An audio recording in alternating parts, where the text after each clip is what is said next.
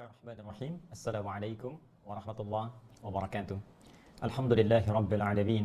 Wassalatu wassalamu ala rasulillahil karim Sayyidina Muhammadin wa ala alihi wa sahbihi wa dhurriyyatihi wa ummatihi ila yaumiddin wa ba'du. Faya ibadallah, usi nafsi wa iyyakum bitaqwallahi faqad fazal muttaqun fala tamutunna illa wa antum muslimun. Faqala ta'ala ya ayyuhalladzina amanu taqullaha haqqa tuqatih wala tamutunna illa wa antum muslimun. Saudara-saudariku berbahagia, kita masih diberikan kesempatan oleh Allah Subhanahu wa taala untuk menjalani kehidupan di hari Kamis di malam Jumat ini menjelang pertengahan akhir di bulan Syawal 1441 Hijrah. Semoga di pelajaran lalu kita telah sampai pada ayat yang ketiga, ya, di penghujungnya ketika Allah berfirman wa mimma razaqnahum yunfiqun. Namun sebelum kita bahas, ya, kepada kalimat itu dari firman Allah yang dimaksudkan, ada baiknya saya menyingkat dengan cepat tentang makna dari ayat pertama sampai ke ayat ketiga ini. Allah menyampaikan Al-Quran yang difirmankan ini, yang disampaikan, disusun dari huruf-huruf yang biasa engkau ucapkan untuk membuat syairmu yang indah itu, yang kau banggakan itu, yang disebut engkau paling hebat dalam menyusun syair, sastra, ya, sehingga dikenal oleh kalangan masyarakat pada saat itu bahkan melampaui tempat engkau tinggal. Maka aku turunkan Al-Quran dengan kalimat-kalimat, dengan kata-kata, dengan huruf-huruf yang biasa engkau ucapkan dari tempat keluarnya, makhraj. Baik itu dari rongga dada, sampai ke lisan, sampai ke bibir, diwakili oleh 3 huruf alif, lam, dan mim. Aku akan sampaikan ini, dan firmanku, dzalikal kitab, tersusun dengan rapi, dengan sempurna, tidak ada cacatnya. Jauh, dzalika, jauh dari apa yang kau gambarkan. Jauh dari apa yang kau tuduhkan kepada Nabi Muhammad SAW. Yang kau tuduh Al-Quran adalah produk beliau. Yang kau tuduh adalah Al-Quran rekayasa beliau. Maka itu jauh dari apa yang kau tuduhkan. La raiba fi, ya, tidak ada keraguan di dalamnya, tidak sempat engkau bahkan tuduhkan kepada otentisitasnya. Kalau engkau berani menuduhnya, maka datangkan yang semisal Al-Quran. Jika memang Al-Quran produk budaya, jika memang Al-Quran produk manusia, maka engkau pun manusia pasti bisa membuatnya. Tapi kalau tak mampu, maka yakini bahwa Al-Quran bukan makhluk, Al-Quran bukan perkataan manusia, tapi Al-Quran firman Allah Subhanahu wa taala. Kalau engkau sudah paham ini, maka pelajari isinya hudan. Semua isi Al-Quran itu sejak dia diturunkan, maka ditujukan untuk memberikan pedoman hidup. Ya, ini diambil dari Al-Quran surah kedua Al-Baqarah ayat 185, sejak diturunkan di bulan paling mulia, Syahrul Ramadan alladzi unzila fihi Al-Quran hudan linnas. Ya, Al-Quran disiapkan untuk menjadi pedoman bagi aktivitas kehidupan manusia seluruhnya tanpa kecuali. Dan Quran ini akan sangat efektif menjadi pedoman kehidupan. Hudan, dia petunjuk yang cepat mengantarkan pada kesuksesan, petunjuk yang mengarahkan pada kebahagiaan, petunjuk yang mendekatkan diri kita dengan Allah Subhanahu wa taala dengan cara yang benar, petunjuk yang mengentaskan segala kesulitan, petunjuk yang menghadirkan keberkahan dalam kehidupan. Akan sangat efektif ini didapatkan lil muttaqin, khususnya bagi orang takwa.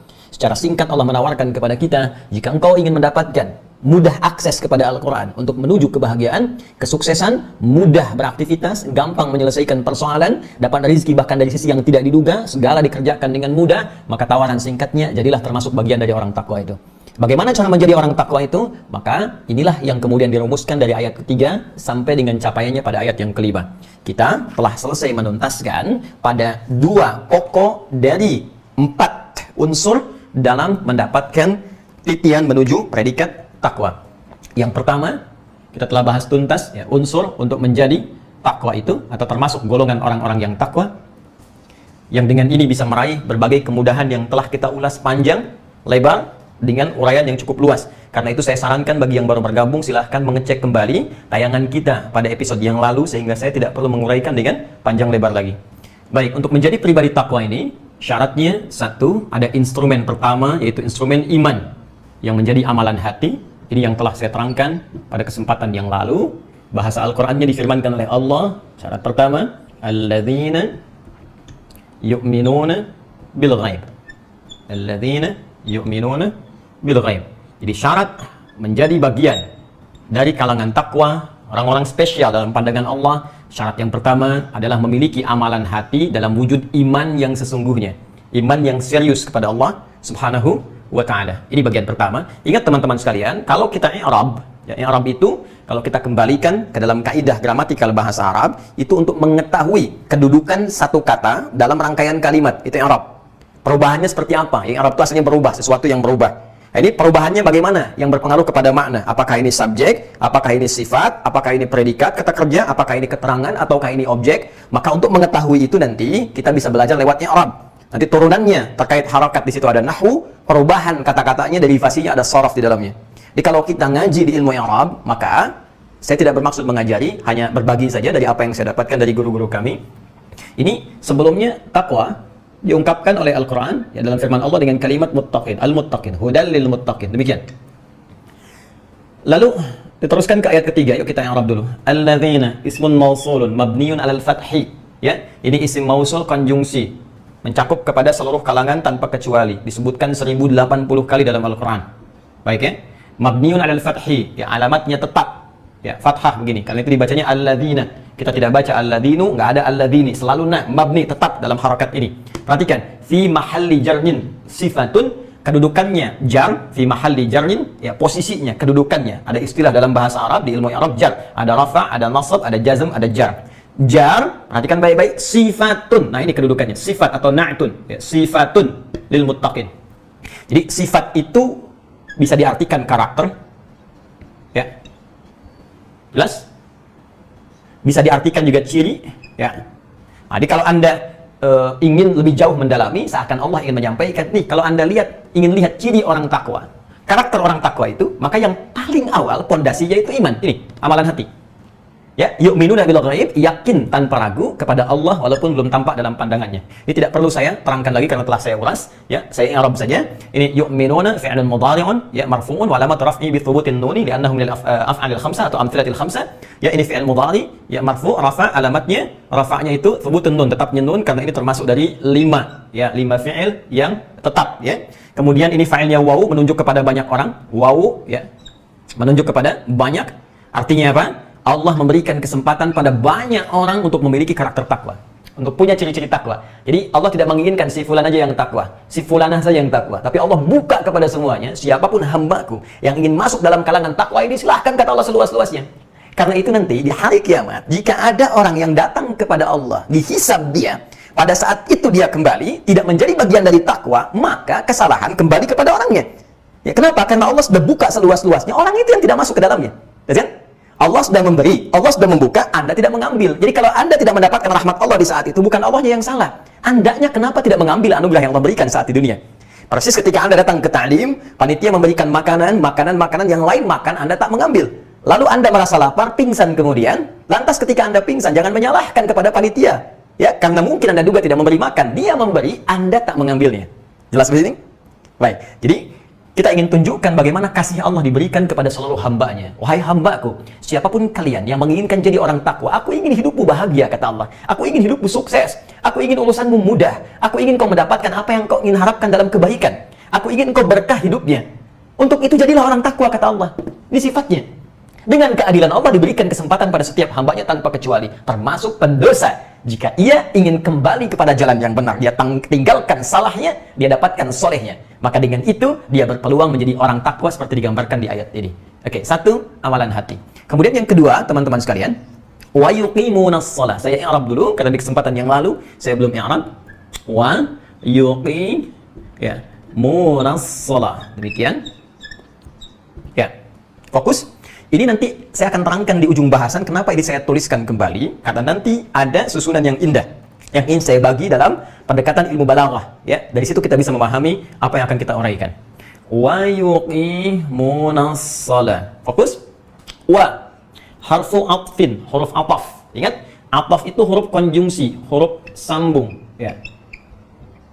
Tapi bukan mirip ya dengan isim mausul, beda dengan isim mausul. Ataf huruf sambung yang dimaksudkan menyambungkan hukum dengan yang sebelumnya, mengaitkan, mengorelasikan apa yang akan dibahas diikutkan pada hukum sebelumnya. Ya. Jadi yang dimaksudkan di sini kalau dalam ilmu hitung mungkin kita tambahkan plus gitu kan, dan diikutkan pada sebelumnya, tambahkan. Untuk menjadi orang takwa ini, instrumen yang kedua tidak cukup dengan beriman saja, mesti dibuktikan iman ini dengan amalan. Maka amalan pertama kata Allah, wah, orang takwa itu yuqimunas shalah, akan membuktikan imannya dengan mengerjakan amalan fisik. Ya, dicontohkan kemudian lewat salat. Ini contoh pertamanya. Ya, salat. Kenapa salat? Karena salat paling mudah yang bisa dikerjakan oleh setiap kalangan. Ya, nggak bisa berdiri pun bisa dengan duduk, nggak bisa duduk pun bisa dengan berbaring. Berbaring pun sulit bisa dengan bergerak. Ya, bergerak sulit memberi isyarat, tak bisa memberi isyarat disolatkan karena selesai kehidupannya. Baik ya. Nah ini yuqimunas shalah, ini sama dengan di atas ya. Ini fi'il mudhari, teman-teman sekalian. Kemudian alamatnya thubutun nun, subjeknya ini ya, fa'ilnya bentuknya jamak banyak. Artinya, mohon izin saya ingin mengingatkan teman-teman sekalian, Allah menawarkan kepada semua hambanya lagi. Sekali lagi, ya, sekali lagi kata Allah, siapa yang pengen jadi orang takwa silakan. Silakan, siapapun tanpa kecuali. Ya, maka buktikan imannya dengan melakukan amalan fisik dalam bentuk apa? Salat. Nah, ini yang ingin saya tegaskan di sini, as-shalah, teman-teman sekalian. Fokus, ini objeknya, ini amalannya. Kata Imam Muqatil, ya, beliau menyebutkan yang dimaksud di sini, teman-teman sekalian, ini lebih kepada salat fardu, wajib. Ya. Jadi dari mulai subuh, zuhur, asar, maghrib, isya, 5 waktu, 17 rakaat. Maka ini menunjukkan paling minimal. Fokus, paling minimal. Orang takwa itu dia menjaga kewajibannya dari salat subuhnya, zuhurnya, asarnya, maghrib, isya, 5 waktunya 17 rakaat. Dan karena bentuknya jamaah, ada juga yang memberi penjelasan. Kalau ingin masuk ke level takwa, bukan sekedar salat, tapi dia kejar keutamaan di balik salat fardunya. Apa di antara yang utama? Jamaah, kerjakan dengan berjamaah. Ya, dalam kondisi kekinian ada sebagian tempat gak bisa ke masjid, maka tarik ke rumah jadi imam. Keluarga yang lain makmum. Masjid sudah dibuka, alhamdulillah. Awas jangan sampai ke mall datang belanja, ke masjid susah. Awas, hati-hati. Zakat mal belum dikeluarkan, zakat mall sudah keluar duluan. Oke, berangkat ke masjid, pahala bertambah di situ. Karena itulah kemudian kalau kita ukur dengan yang ini, yang wajib saja, fokus, maka setidaknya orang takwa bisa memelihara minimal salat fardunya tepat waktu ditunaikan. Kemudian ditunaikan dalam keadaan jamaah. Ini ukuran takwanya. Jadi kalau ada di antara kita, mohon maaf, yang selama ini jamaah masih susah misalnya, masih senang sendiri, alih-alih ke masjid, di rumah pun sudah ada keluarga, masih nggak mau jamaah juga, maka ini menunjukkan tingkat takwanya belum baik. Jelas? Apalagi misalnya sudah jamaah tidak, waktunya pun semaunya. Ya, subuh dimulai kurang lebih misalnya jam 4.35, ini tunda-tunda sampai setengah 6. Sholat masih sendirian, malas-malas dikerjakan. Maka ini menunjukkan takwanya minimal. Paham? Baik, ini pendapat Imam Muqatil. Beliau berargumentasi pada keterangan Ibnu Abbas radhiyallahu taala anhuma yang mengambil pada kalimat falah. Karena di ayat kelima ada kalimat ulaika ala hudam mir rabbihim wa ulaika humul muflihun. Kata muflihun akarnya dari aflaha yuflihu. Kata aflaha kata dasarnya falah. Sedangkan setiap salat fardu, panggilan azan itu ketika meminta kita salat hayya 'alas shalah, maka diteruskan dengan kalimat hayya 'alal falah. Ya, perhatikan tajamnya tuh ya. Baik, cara berpikirnya bagaimana merangkum sebuah makna dengan keterangan-keterangan yang belum tentu semua orang bisa mendapatinya. Namun demikian, jumhur ulama, mayoritas ulama. Nah, kalau mayoritas berarti yang banyak ya, berpendapat ini bukan sekedar fardunya saja. Kalau fardu semua orang bisa mengerjakan. Kalau memelihara waktu memang itu standarnya. Jadi kalau telat waktu berarti di luar standar. Artinya jangankan orang yang naik level takwa, orang yang belum level pun memang seharusnya menjaga waktu, kata para ulama. Apa dalilnya? Kata jumhur, buka Quran surah ke-2 Al-Baqarah ayat 238. Hafizu 'alas salawat was salatil wusta wa qumu lillahi qanitin. Jagalah oleh kalian waktu-waktu salat itu, jangan sampai terlambat. Jadi menjaga salat itu bukan sekedar menunjukkan parameter takwa, memang itu standar mengerjakan salat. Jelas ya? Baik. Kalau fardu, ya memang mesti mengerjakan yang fardu. Karena itu, jumhur ulama, seperti disebutkan oleh Al-Imam Al-Alusi dalam kitabnya Ruhul Ma'ani, ya, beliau menyebutkan, jumhur ulama berpendapat ini bukan sekedar mencakup kepada fardunya saja, tapi juga dengan sunnahnya, dengan nawafilnya. Maka, ini mencakup kepada, kata beliau, al-fara'id wal nawafil. Wal nawafil. Ya, fardu dan sunnah. Ini, poinnya yang ini. Nah, ini kalau kita mau naik ke level takwa, ya, dari muslim naik ke mukmin, mukmin naik ke takwa. Jadi kalau mau masuk ke level takwa, maka bukan sekedar fardunya. Kalau fardu, ya, ini memang semua muslim tuh wajib mengerjakan. Jadi nggak masuk level takwa pun ya sholat juga 5 waktu. Jelas ya? Nah, kalau kita ingin naik ke level tertinggi, pengen anugerah yang banyak, lebih daripada yang lainnya, maka amalannya mesti lebih. Itu objektif. Ya. Jadi kalau Anda ingin penghasilan banyak, kerjanya kan mesti lebih kan? Yang standar ya penghasilan standar saja. Apalagi akhirat kalau kita ingin gambarkan. Kalau kita ingin bandingkan. Dan tidak ada bandingan antara dunia dengan akhirat. Karena itu kata jumhur ulama, kalau ingin meningkat menjadi level takwa, bukan sekedar jaga fardunya, tapi tingkatkan dengan amalan sunnahnya. Rawatibnya. Mutlaknya. Tahajudnya. Ayo coba cek. Sampai dengan pembahasan ini. 2 pekan ke belakang. Sampai di malam ini. Sudah sejauh mana kita berikhtiar untuk meningkatkan kualitas diri kita menjadi hamba yang bertakwa dengan meningkatkan amalan sunnah kita. Ayo saya tanya. Tadi saja ba'da maghrib salat sunnah tidak? Hah? Sebelum subuh salat sunnah tidak? Sebelum zuhur, ba'da zuhur, cek lagi. Nah, kalau kita ingin berlatih menjadi lebih takwa lagi, salah satunya amalan fisiknya lihat, karena ini nggak perlu bayar. Amalan fisiknya lihat, teman-teman sekalian, dan cek dalam pengamalan bentuk tambahan ibadah sunnahnya. Nanti kalau sudah kita terbiasa dengan ini, demi Allah saya katakan, lihat apa yang terjadi setelah itu. Lihat apa yang terjadi. Dari mulai ketenangan jiwa, karena jaminan, saya telah terangkan di masa lalu, yu'min, iman. Iman asalnya dari kata aman, ya, diseakar dengan kata aman. Artinya orang yang beriman akan cenderung merasa aman dalam jiwanya. Dan aman dari hukuman Allah di akhirat, aman dari kegelisahan dunia. Artinya kalau sholatnya kita benar, setidaknya memberikan ketenangan pada jiwa. Akan tenang, kalau nggak percaya silahkan. Apalagi kalau sampai ke level sholat sunnah. Yang nawafil kita kerjakan, tahajud, nggak tinggal, kita berusaha. Sholat duha, sholat syuruk, ya, sholat rawatib, kita kerjakan, itu akan terjadi perubahan dalam hidup kita. Ada kenikmatan yang sulit dilukiskan dan nggak bisa dibeli apapun. Tidak bisa dibeli dengan apapun kecuali dibeli dengan keimanan kita kepada Allah. Ya, dan kesungguhan kita berikhtiar. Nah, maksud saya, kenapa saya ingin sedikit menekankan dalam kalimat ini dengan ilmu i'rab yang kita praktekkan tadi, saya ingin menguji pada diri saya dan kita semua sampai hari ini, sejauh mana kekuatan iman kita kepada Allah, ya, yang bisa diukur dengan peningkatan amal soleh kita. Kalau sudah kita bisa tahu statusnya sampai hari ini, kemudian kita lanjutkan kepada amalan yang ketiga, yaitu amalan harta. Ini tingkat lebih tinggi lagi. Ya, amalan harta. Perhatikan teman-teman, karena kita upgrade kan, ya, naik levelnya. Sudah di sini hati, buktikan ke fisik, amalan fisik yang ini bentuknya sholat. Ya, kemudian naik ke level yang ketiga. Ini saya ingin tunjukkan begini. Jadi Al-Quran itu indah ya, memberikan step, tingkatan-tingkatan dalam beramal. Jadi memberikan keteladanan dalam amalan secara bertahap, sesuai kemampuan. Nggak langsung gitu, ya, paksakan kerjakan semua, tidak. Perhatikan urutannya indah sekali. Ya, Anda yang belum ke harta, ya sudah. Ya, mulai dengan sholat dulu, kuatkan iman, mulai sholat. Dimulai dengan fardu, naik ke sunnah. Lalu kita disupport oleh Al-Quran, ayo cekat tingkatkan kemampuanmu. Belajar dengan baik, ya, berusaha dengan sungguh-sungguh. Supaya apa? Bisa naik ke level, ke tingkat yang ketiga dari instrumen takwa, yaitu orang yang bisa beramal dengan hartanya. Jadi kita ini dimotivasi sekarang nih. Ya. Nah, apa indikasi ke arah itu? Apa dalilnya? Firman Allah, ya, setelah mengatakan, wa yuqimunas salata wa mimma razaqnahum yunfiqun. Ini yang ingin saya tekankan. Perhatikan sini, baik-baik. Ya, wa mimma, ya, razaqnahum yunfiqun. Fokus. Wa mimma razaqnahum yunfiqun. Baik, sekarang lihat baik-baik ya. Ini yang belum kita uraikan di pertemuan lalu. Ya, kemarin kan baru sebagian kita bahas ya. Sekarang kita dalami. Ya, kenapa saya tulis lagi? Saya ingin tekankan kalimat ini. Izin saya hapus dulu sebentar ya, untuk memberikan ruang yang lebih luas. Bismillah. Baik. Anda bisa tarik napas sebentar. Ya. Saya juga bisa turunkan tempo sedikit sehingga bisa lebih gampang untuk ditangkap. Saya mohon izin tadi agak sedikit cepat karena apa yang saya uraikan tadi lebih banyak diulas di pertemuan sebelumnya. Ya, saya tambahkan dengan ya, fokus ini. Lihat susunannya dulu, teman-teman sekalian. Ini alladzina yu'minun, ya.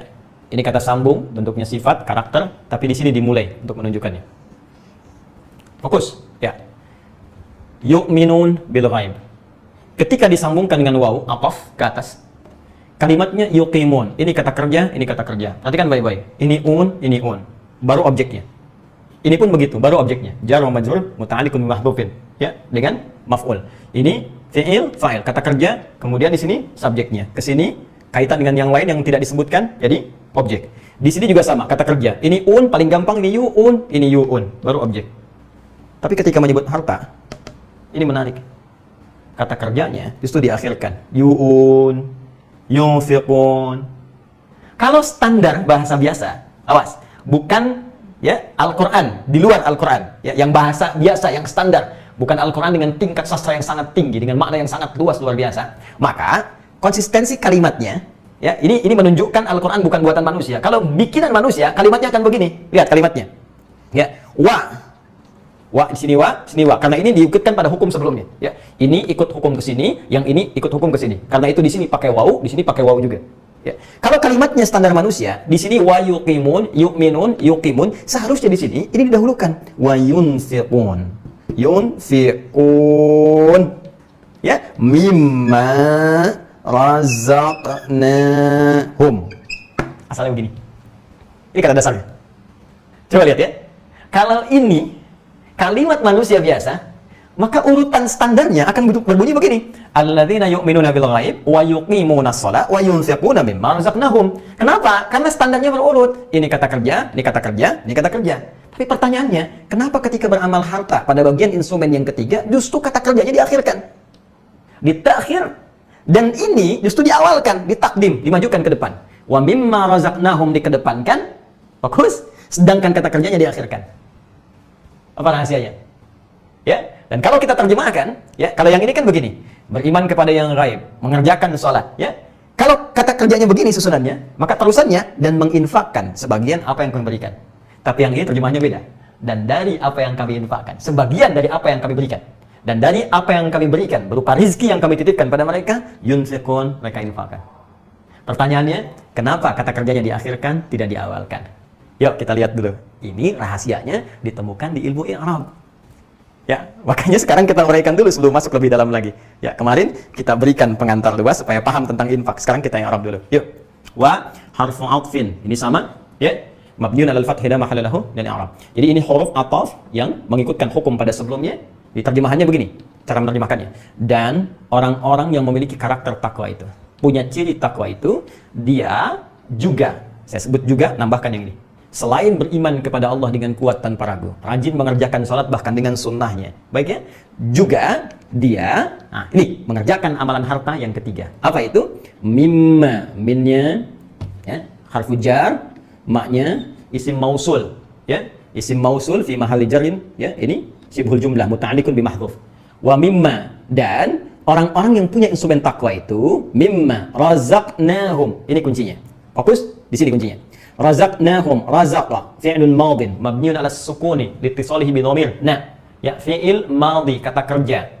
Ya, apa alamatnya? Mabniun 'ala sukun, ditetapkan dengan sukun karena itu dibacanya sukun, bukan razaqa tapi razaqwa. Razaqwa. Kenapa dibaca sukun? Razaqwa karena ada na bersambung dengan na dari kata nahnu setelahnya. Razaqna, kalau na-nya dibuang razaqwa. Tapi karena ada na-nya disukunkan razaqna. Na-nya fa'il. Awas hati-hati. Asalnya dari nahnu menunjuk kepada Allah. Kemarin telah saya terangkan, kalau ada nahnu ditujukan kepada Allah, maka ini menunjukkan dua informasi utama. Satu, ta'zimun nafsi, menunjukkan keagungan Allah. Awas kalau ada inna anzalna. Jadi peristiwanya agung karena itu Allah menyebutkan keagungannya. Hati-hati. Yang kedua, ta'zimu sya'ni, untuk menyampaikan dahsyatnya informasi yang disampaikan. Agungnya hal yang akan diutarakan. Seakan-akan Allah yang menyebutkan. Perhatikan kalimatnya. Fokus. Nah, ini menunjuk kepada Allah, dan dari sebagian rizki yang telah aku berikan dengan segala keagunganku. Ini rizki itu hal yang agung. Karena itu kata Imam Al-Alusi dalam kitab Ruhul Ma'ani, asal kata rizkun itu al-hawwu. Hawwun, sesuatu yang utama, sesuatu yang agung. Ya Allah itu saking agungnya rizki, itu bersumpah dengan keagungannya. Rizki itu sesuatu yang bernilai dalam kehidupan kita. Tapi jangan lupa kata Allah, nah, dengan segala keagunganku, aku yang punya rizkinya. Aku titipkan kepada mereka, hamba-hambaku, ya, kepada orang yang bertakwa ini. Ini seakan Allah ingin memberi isyarat, ya, dengan kalimat ini, wa mimma razaqnahum, isyarat pertama, fokus baik-baik, rizki yang aku berikan itu begitu agung. Tapi seagung-agungnya rizki ini, kamu harus sadar bahwa semua rizki itu punyaku. Nih, kembali kepada Allah. Karena itu dia disebut dengan Ar-Razzaq, sang pemberi rizki. Ya Allah ingin mengatakan, ini semua rizki yang kamu rasakan, kamu dapatkan. Hei, rumah kamu yang luas itu. Hei, yang suka kamu pengen lihatkan pada orang lain. Hei, mobil kamu yang kamu koleksi banyak itu. Hei, harta kamu yang sering kamu cek di ATM itu, yang kamu tunjukkan kepada publik, yang kamu ingin update dengan status orang paling kaya bahkan di dunia. Aku ingin tunjukkan, kata Allah, semua itu bukan punya kamu, itu punya aku. Kalau punya Anda, kan sering saya katakan, kalau punya Anda, berarti akan ikut dengan Anda kemanapun. Ya, rumah punya Anda ke alam kubur, rumahnya ikut. Mobil punya Anda ke alam kubur, mobilnya ikut. Ini kan tidak. Anda ke kuburan, mobil tetap di atas tanah. Anda ke kuburan, rumah tetap di atas tanah. Anda ke kuburan, uang tidak ikut ke alam kubur Anda. Berarti Anda itu diberi petunjuk bahwa apa yang selama ini kita katakan punya kita, kata Allah itu punya saya. Cuma dititipkan kepada kita supaya dengan itu kita bisa beramal untuk bekal pulang, untuk kembali. Ya. Jadi ketika ada orang dititipkan harta, jangan bangga dulu dengan harta. Mungkin harta ini amal utama yang bisa kita manfaatkan karena kita belum bisa menyusul orang lain yang sebagian orang menilainya. Loh, dia itu miskin, dia itu fakir. Betul, fakir dalam urusan harta, tapi dia kaya dalam urusan ibadah fisik. Dia bisa puasa, bahkan telah naik. Anda baru Senin, dia sudah Senin Kamis. Anda Senin Kamis, dia tambah ayamul bid. Anda ayamul bid, bahkan dia puasa daun. Hah? Sehari puasa, sehari tidak. Anda yang sehari-hari bahkan mengharapkan sholat Daud, subuh sholat, duhur tidak, asar sholat, maghrib tidak, tahajud belum bisa bangun, terus Anda pengen sesurga dengan dia, maka amalannya apa? Konsisten pada yang fardu, yang ini yang digunakan harta untuk beramal.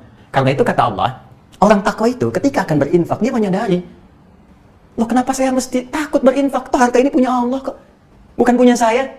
Ya, kalau harta itu punya Anda, silakan Anda pikir-pikir. Mungkin takut berkurang. Tapi kalau harta itu punya Allah dan bukan punya Anda dititipkan harta. Yang punya nyuruh, bagi ya, masa Anda pertahankan? Saya ketitipan harta 100 juta.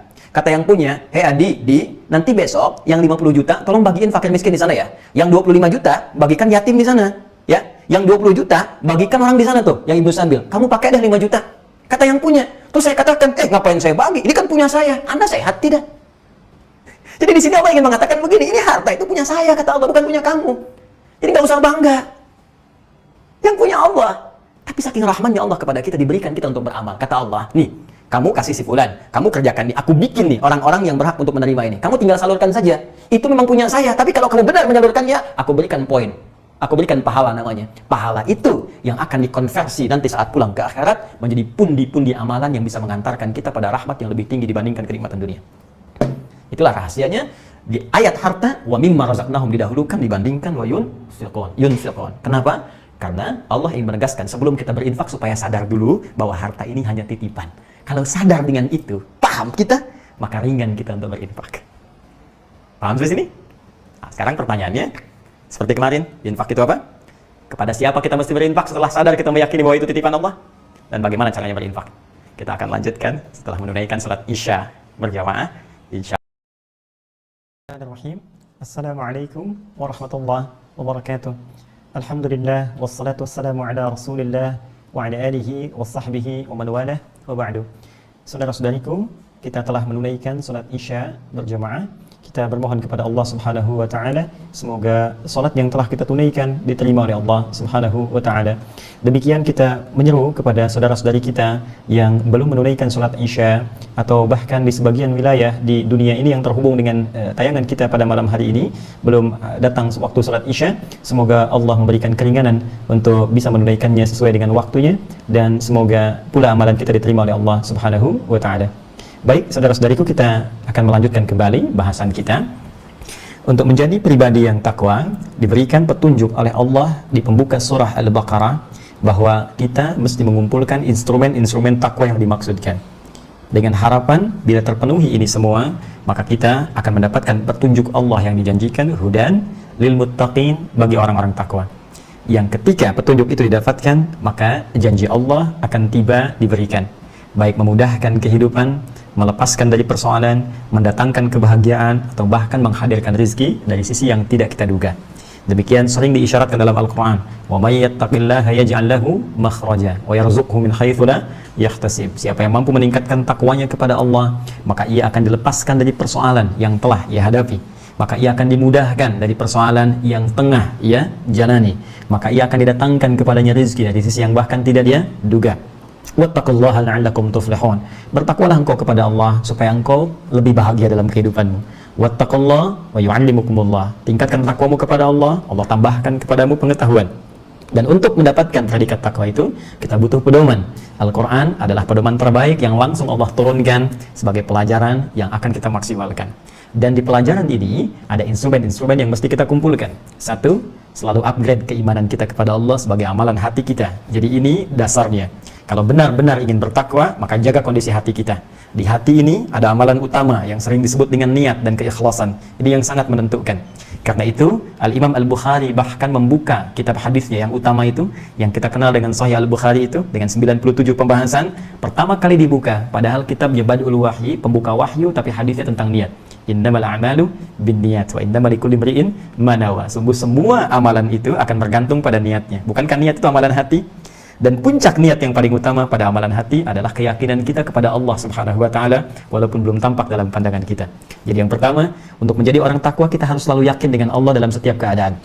Ya, sedang sulit tetap yakin kepada Allah bahwa Allah akan memberikan pertolongan kemudahan kepada kita. Sedang bahagia, yakin kepada Allah supaya tidak berlebihan dalam mensyukuri kebahagiaan itu. Jadi dalam suka ataupun duka, jika kita bisa memelihara keyakinan kuat kepada Allah Subhanahu wa taala, maka selain mengumpulkan instrumen takwa yang pertama, kehadiran, kenyamanan, ketenangan akan kita rasakan. Itulah sebabnya sering saya ungkapkan kata iman terambil dari akar kata aman yang berarti tenang, nyaman, seperti saya uraikan bahkan sebelum Isya tadi. Yang kedua, amalan hati mesti dibuktikan. Pembuktiannya lewat amalan fisik.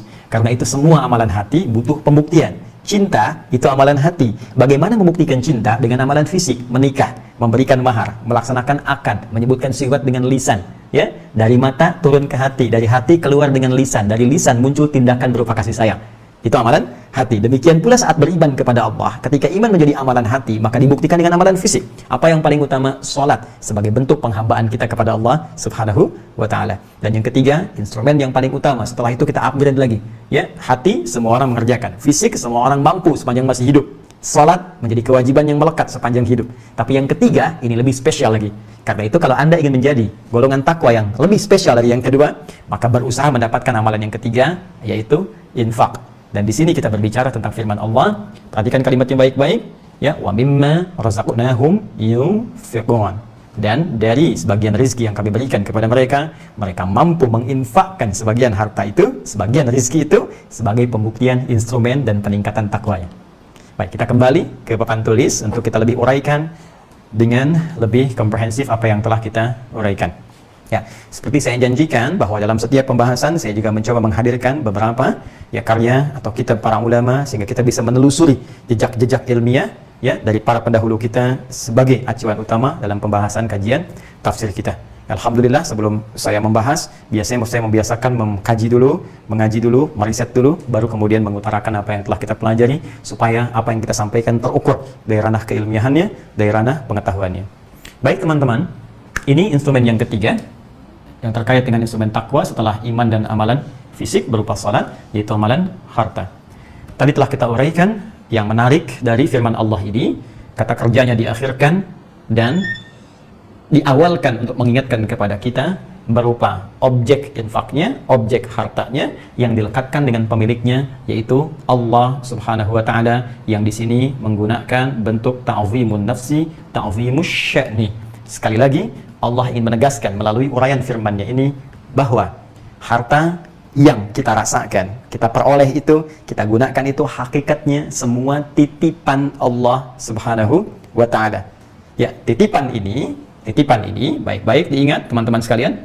Pertama, bersumber dari Allah ya, dan saking pentingnya titipan ini menggunakan bentuk ta'zimun nafsi, ya, bentuk pengagungan kepada Allah. Yang kedua, titipan ini juga punya fungsi yang sangat agung, fungsi yang sangat dahsyat. Karena itu, kata na bersumber dari nahnu memiliki makna yang kedua, ta'zimu sya'ni. Ta'zim, kan? Ta'zim asy-sya'ni, ya. Mengagungkan satu informasi, satu keterangan yang ingin disampaikan. Apa keterangannya? Titipan ini, rizki, teman-teman sekalian, ya. Itu adalah titipan Allah. Dan ketika dititipkan, dia memiliki fungsi yang sangat agung. Ini ta'zimu sya'ni. Ya. Apa fungsi yang agungnya itu? Ini, infak. Jadi infak itu amalan agung. Infak itu amalan spesial. Infak itu amalan luar biasa. Bahkan nanti kita akan turunkan apa yang jadi spesial dari amalan infak ini. Bukan hanya akan membangun terowongan seperti yang saya terangkan di pertemuan lalu, yang bisa menjadikan satu wasilah yang menembus, ya, sinar terang ketika kembali kepada Allah melalui alam kubur. Saat orang lain merasakan kegelapan, Anda mendapatkan satu terowongan yang luar biasa terang untuk menuju Allah Subhanahu wa taala dengan infak itu. Bukan sekedar itu, tapi infak nanti kita akan dapatkan keagungan pahalanya, keagungan apresiasinya, keagungan balasannya, dan keagungan limpahan yang sangat dahsyat dari Allah Subhanahu wa taala. Karena itu, apresiasi bagi orang yang infak bukan sekedar menjadikan dirinya mendapatkan instrumen takwa yang ketiga, tapi juga mendapatkan penilaian agung di sisi Allah Subhanahu wa taala. Baik, sebelum sampai ke sini, mari kita lihat baik-baik. Saya ingin tegaskan dari apa yang saya terangkan di pertemuan lalu, ini bentuknya penegasan. Allah telah menegaskan bahwa yang diinfakkan itu rizki. Ini, razaqnahum, rizkun. Awas ya, ada razqun, ada rizkun. Oh, ada rozki, ada rizki. Ya, awas mau pakai Z rezeki, ya, kadang orang Indonesia narik seperti pakai S rezeki, itu pakai Z asalnya, rezeki atau rizki, ya. Nah, apa bedanya? Ya, sebetulnya akarnya sama, razaqa yarzuqu. Tapi kalau razqun, itu pemberiannya, ya. pemberian al-i'ta lima yustafadu bihi atau yuntafa'u bihi al-hayawan wa ghairu. Ya, setiap pemberian yang bisa dimanfaatkan oleh makhluk yang bernyawa. Ya. Baik, jadi hewan bisa manfaatkan, bahkan ada yang meluaskan, tumbuhan bisa manfaatkan. Bukankah air itu rezeki, ya? Ya, maka hewan, tumbuhan juga memerlukannya. Termasuk manusia, makhluk yang bernyawa, apalagi, ya? Baik, jadi setiap yang bisa dimanfaatkan itu pakai fathah, razqun. Ya. Baik, tapi kalau kita ingin gunakan namanya ismun atau masdarnya, maka gunakan kasrah, rizqun. Ya? Maka kalau kita gunakan rizqun itu bagi namanya atau masdarnya, sumber inti pemberiannya. Inti dari pemberian. Nanti saya tuliskan, nanti ini ada kaitannya nih dengan ayat ya. Nah, jadi ini inti. Jadi kalau kita bicara rezeki, ini inti dari satu pemberian. Sesuatu yang utamanya. Ya, jadi seakan kalau kalimatnya menggunakan rizqun, kalau Anda mau ngasih itu, cari yang utama. Inti itu kan utama. Ya kan? Jadi kalau kita mau punya sesuatu, ya yang paling berharganya kan yang intinya kan? Yang paling bernilai kan yang intinya kan? Baik. Kalau ada makanan di sekitaran kita, yang lain cuma hiasan-hiasan, cabai, sambal itu hiasan. Yang utamanya kan nasinya, ayamnya gitu kan? Baik, jadi kalau Anda mau berbagi, jangan cabainya kasih orang, nasinya Anda makan. Jelas ya? Ya, soto yang berharga itu apanya? Ya, ayamnya atau dagingnya, ya, atau misalnya makanan lontongnya, ya kan? Yang tergabung di situnya. Kuahnya penting, tapi kan tambahan. Jadi jangan sampai Anda kasih kuahnya ke orang atau cuma kerupuknya ke orang, sotonya Anda makan. Jadi yang inti itu, yang utama itu rizqun namanya. Jelas ya? Nah, karena itu ketika ada seseorang ingin berbagi nanti, Quran menyebutkan cari yang terbaik, yang intinya. Itu ada di Quran surah kedua Al-Baqarah ayat 215. Isyaratnya. Quran surah kedua ayat 215. Ya, paling kanan sebelah bawah di mushaf. Mohon izin mengingatkan. Yas'alunaka madza yunfiqun. Mereka bertanya kepada Muhammad sallallahu alaihi wasallam. Kalau pengen infak, nih. Tuh, kan? Kalimatnya sama yunfiqun. Kalau pengen infak, apa yang harus diinfakkan? Yes. Kalau pengen infak, apa yang harus diinfakkan? Qul, katakan. Langsung Allah yang berfirman sebagai perintah. Qul, katakan. Ma anfaqtum min khair. Ya. Hati-hati, katakan kalau kalian mau infak, cari yang terbaik. Min khair. Yang bagus, yang inti. Kalau uang, ya, yang diberikan, uang yang bagus. Ya, yang masih enak, gitu ya. Masih segar, jangan yang sudah lecek, the kill of the kumel gitu kan. Yang Anda lihatnya aja nggak enak tuh bahasa Quran di Quran surah kedua tuh ayat 267. Wala tayammamul khabitha minhu tunfiqun walastum biakhirihi illa an tughmidu fi. Jangan sampai kamu pengen infak tapi ngasih yang paling jelek, yang kamu lihat pun sudah nggak enak. Makanan udah nggak enak kayak ini, kasih satpam depan deh. Satpam depan Anda aja lihatnya nggak enak, masa mau dikasih? Jadi itu bukan intinya. Jelas ya? Nah, ini saya terangkan dulu. Lihat, kalau kita belajar bahasanya benar, ini memahami Qurannya enak. Ya, dan ini tafsir bukan otak-atik gitu ya, atau cocok logi, tidak. Memang dalilnya ada, kebahasaannya kuat, dalil menguatkan. Itu intinya, ya. Jadi bahasa Qurannya, qul ma anfaqtum min khair, katakan kalau pengen infak cari yang terbaik. Ini inti. Karena itu dia disebut dengan rizqun. Jadi kalau rizqun pemberiannya secara umum, intinya disebut rizqun. Paham ya? Makanya disebut dia ismun atau masdar dalam pendekatan bahasa Arab. Baik, teruskan teman-teman sekalian. Nah, jadi kalau kita ingin memberi, cari yang terbaik. Terbaik. Tapi dari yang terbaik ini, fokus baik-baik. Allah ikat dengan kalimat mimma. Yang asalnya dari min, ini. Min, harfu jar dengan fungsi tab'id, kemudian tambah ma. Mausul menunjuk kepada makna banyak. Ya. Mim dengan ma. Jadi begini. Asalnya min dengan ma, jadi disatukan jadi mimma begini. Fokus teman-teman sekalian, mim, ma. Minnya seperti pernah saya sampaikan, penegasannya ini tab'id fungsinya. At-tab'id, ya. At-tab'id menunjuk pada makna sebagian. Tinggal harus semua. Ya, jadi dari yang baik-baik ini, dari yang inti tadi, dari yang baik-baik keluarkan sebagian. Jangan sampai semua harta yang Allah titipkan pada Anda, karena ini punya Allah, habiskan semua. Tidak. Karena Allah pun memerintahkan ambil untuk Anda dulu. Siapkan, maksimalkan. Nanti ada yang untuk keluarga, fungsi infak di situ disebut dengan nafkah. Nafkah itu dari kata infak. Itu di Quran surah keempat ayat 34. Ar-rijalu qawwamuna 'alan nisa bima faddalallahu ba'dahum 'ala ba'din wa bima anfaqu min amwalihim. Yo ya, ada untuk keluarga, jelas teman-teman sekalian. Ya, ada untuk kepribadian Anda, ya urusan dunia Anda, misalnya untuk kerja, Anda butuh kendaraan, silakan maksimalkan dulu. Anda butuh tempat tinggal, rumah, itu yang dimaksud di surah Al-Qasas surah ke-28. Ya, di ayat 77 itu, wabtaghi fi ma ataqallahu daral akhirah wa la tansa nasibaka minad dunya. Benar, engkau ketika akan berinfak itu, betul itu titipan. Dengan itu engkau bisa mencari akhirat. Ya, nggak akan ikut aset duniamu untuk ke akhirat. Cuma itu akan dikonversi menjadi pahala untuk akhiratmu, untuk surga yang kau harapkan itu. Cuma jangan sampai kemudian kau keluarkan semua itu untuk urusan luarmu. Wala tansa nasibaka minad dunya. Duniamu pun mesti terpenuhi. Karena mustahil engkau bisa mengerjakan urusan akhirat tanpa dunia yang terpenuhi. Semua dipakai infak. Begitu mau sholat pakaian nggak ada. Kan mustahil sholat tanpa busana.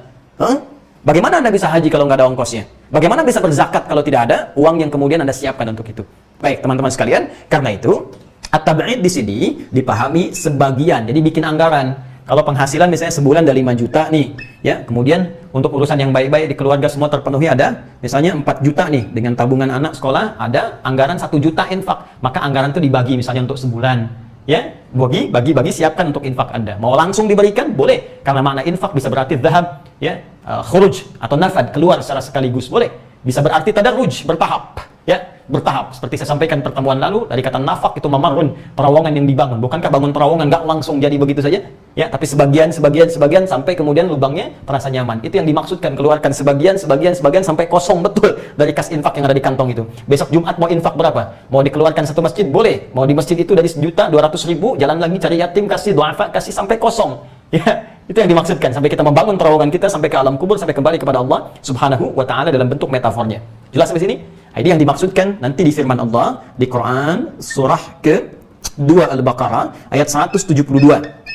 Ketika Allah memberikan informasi pada orang beriman, perhatikan kalimatnya, ya ayyuhalladzina amanu kulu min thayyibati ma razaqnakum. Indah kalimatnya. Perhatikan, instrumen takwa yang pertama kan iman kan? Masih ingat amalan hati? Alladzina yu'minuna bil ghaib. Begitu orang beriman, panggilan Qur'annya ya ayyuhalladzina amanu. Berarti berbahagialah Anda, ya? Berbahagialah kalau sudah beriman, berarti kita mendapatkan modal instrumen takwa yang pertama, dan panggilannya indah, beda dengan sapaan umum untuk manusia ya ayyuhan nas, beda. Kalimatnya spesifik indah, ya ayyuhalladzina amanu. Hai orang-orang yang telah mengumpulkan instrumen iman dalam dirinya. Upgrade, tingkatkan. Ya, perhatikan, teruskan kalimatnya. Ayat 172. Kulu min thayyibati. Pakai min. Silahkan makan. Konsumsi min sebagian. Thayyibati ma razaqnakum. Min thayyibati, dari yang baik-baik. Razaqnakum. Nih, wa mimma razaqnahum. Ini perintah ma razaqnakum. Min thayyibati ma razaqnakum. Yuk. Allah langsung menyapa kita, ya, dari yang telah kami berikan kepadamu. Allah memang ngasih ke kita titipan, cuma silahkan pakai bagian untuk kita dulu. Tadi ilustrasinya yang saya telah sampaikan, ya, masih ingat sebelum Isya tadi, teman-teman sekalian? Nih dikasihkan untukmu 100 juta di Hidayat, ya, 50 juta bagikan kepada fakir miskin, kan? 25 juta untuk yatim, masih ingat? 20 juta untuk Ibnu Sabil, 5 juta pakai buat kamu, silahkan, ya kan? Titipan kan? Maka silahkan kata Allah pakai min sebagian dari Allah yang Allah titipkan kepada kita, pakai untuk kita, ya. Nanti dari situ, silahkan bikin anggaran untuk infak. Indah kehidupan. Adil kan Allah? Sangat adil dan sangat maha baik. Mudah bagi Allah menitipkan pada hamba yang lain dengan kasihnya. Tapi ketika Allah menitipkan kepada Anda, maka kita mesti cepat menyadari bahwa kasih Allah sedang ditanamkan dalam hati kita untuk beramal dengan amalan harta itu. Kita sedang diangkat, sadar teman-teman, kita sedang diangkat pada level yang ketiga. Maka jangan cepat Anda turunkan, bukan untuk ria. Jadi kalau ada titipan harta itu bukan untuk pamer. Namanya titipan, mustahil orang dititipin pamer. Saya belum pernah lihat, mohon maaf kepada teman-teman misalnya yang sedang parkirin sesuatu, teman-teman yang luar biasa, jadi petugas parkir, kan titipan tuh, ya. Motor titipan, mobil titipan. Emang ada teman-teman yang tugas parkir ketitipan misalnya Ferrari, foto, ceklik. Ya, ketitipan misalnya Lamborghini, foto, gini, upload. Jadi punya saya, kan tidak. Jadi kita punya titipan dari Allah, untuk apa dibangga-banggakan dalam kehidupan dunia kita? Apa yang mau dipersaingkan, toh meninggal juga. Coba lihat persaingannya nanti hasilnya setelah meninggal. Lihat di kuburan. Apa hasil yang Anda kerjakan sekarang? Saya cuma mau tanya, Anda yakin meninggal tidak? Itu saja. Kalau yakin Anda meninggal, cari persiapan. Kecuali kalau Anda memang merasa yakin sudah aman dengan kehidupan di alam kubur nanti, silahkan. Insya Allah dengan mengerjakan ini nggak ada ruginya. Demi Allah nanti kita akan buktikan siapa yang bahagia dan siapa yang memelas kepada Allah. Fa'asaddaqa wa aku minas shalihin. Berikan kami Allah hanya sebentar waktu saja untuk menyedekahkan apa yang telah kami dapatkan selama ini sebagai titipan darimu. Kami ingin beramal saleh. Ketika datang masanya itu sudah terlambat dan tidak ada satupun yang bisa kembali. Karena itu teman-teman sekalian, ayo siapkan. Begitu Anda mendapatkan titipan Allah ini, yakinkan pada diri Anda, Allah ingin mengangkat, mengupgrade level saya pada yang ketiga ini. Jelas ya? Nah, ini indah kalimatnya. Jadi ini poinnya. Nah kemudian min di sini juga ini bisa berarti terkait dengan hukum. Ya, hukmul iktisab, hukum dalam pencariannya. Kalau sudah terkait dengan hukum dalam pencarian, hukmul iktisab, maka ini akan terkait dengan halal dan haramnya. Fokus ya, halal dan haram. Begini cara memahaminya. Rizki ini masih umum. Di semua yang Allah berikan umum. Ya. tumbuhan, hewan, mineral. Mineral itu ada emas, ada barang tambang segala rupa, dan benda-benda yang bisa kita dapatkan. Semua rezeki dari Allah, masih umum. Nah, cara kita mendapatkannya, itu akan menentukan status rezeki itu, berupa titipan Allah tadi, apakah jadi halal atau haram. Paham? Rezekinya masih umum, baik, thayyib. Ya, nggak ada yang jelek dari Allah, semuanya baik. Nah, ketika Allah akan titipkan kepada kita, cara ngambil kita bagaimana? Ya, saya mau nitipkan kepada Anda nih, ini bukan permisalan apapun, ya. Hanya membangun ilustrasi antara kehidupan kita. Saya mau nitipkan kepada Anda, tiba-tiba ada yang ngambilnya, ada yang ngambilnya mau mukul, ada yang ngambil pakai senjata, ada yang nodong. Dikasih baik-baik kok nodong. Ketika ngambil saja dengan cara yang sopan, ya kan? Nah, ini Allah ngasih kepada kita dengan cara yang berbentang. Laisa kamitslihi syai'. Nggak bisa diserupakan dengan perumpamaan apapun. Tapi yang paling gampang dipahami, Allah ngasih kita segala hal dan memberi pedoman kepada kita bagaimana cara ngambilnya.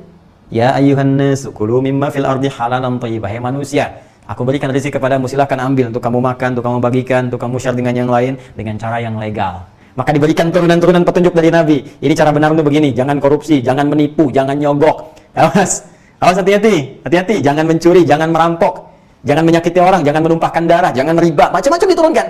Nah, cara mengambil ini, itu yang akan memengaruhi kepada hukum. Jika cara mengambilnya benar, maka rizki ini jatuhnya halal.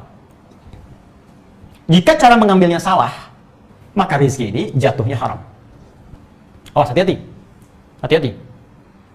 Rizki, netral asalnya, semuanya baik. Cuma cara Anda mengambil itu menentukan kualitasnya. Begitu diambil benar, halal. Diambil dengan cara yang salah, haram.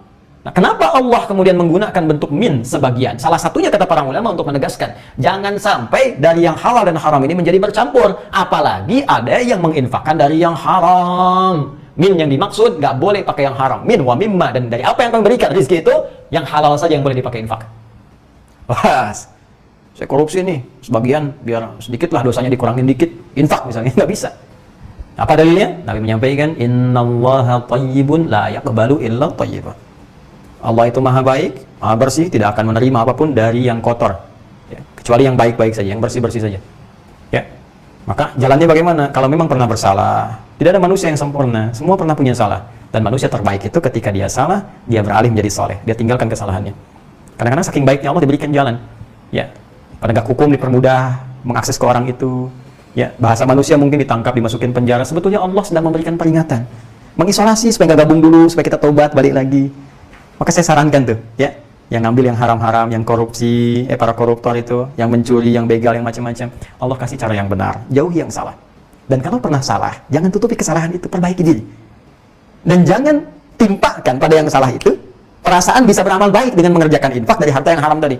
Ya, harta korupsi, nyumbang bikin madrasah, nyumbang bikin masjid, akan diterima oleh Allah Subhanahu wa Ta'ala, hanya memperberat beban saja. Jelas di sini? Ya, termasuk di sini menunjuk aspek halal ini juga kepada aspek zatnya, bendanya yang diinfakkan. Oh, hati-hati. Ya, karena itu benda-benda yang spesifik haram, walaupun tanpa ada kaitan dengan cara mendapatkannya tetap haram. Contoh, bir, haram. Ya, hartanya halal, tapi beli bir, terus mau infak nih sama teman-teman supaya mabuk, kan? Nah, itu haram. Ya, infak babi misalnya, haram. Tidak boleh, karena sudah masuk kepada dzati, bendanya memang haram dalam keyakinan Muslim. Kita menghormati, menghargai keyakinan, kepercayaan saudara-saudari kita sebangsa yang lain. Tapi kita menjaga iman kita supaya terjaga dalam nilai keagamaan yang benar. Jelas?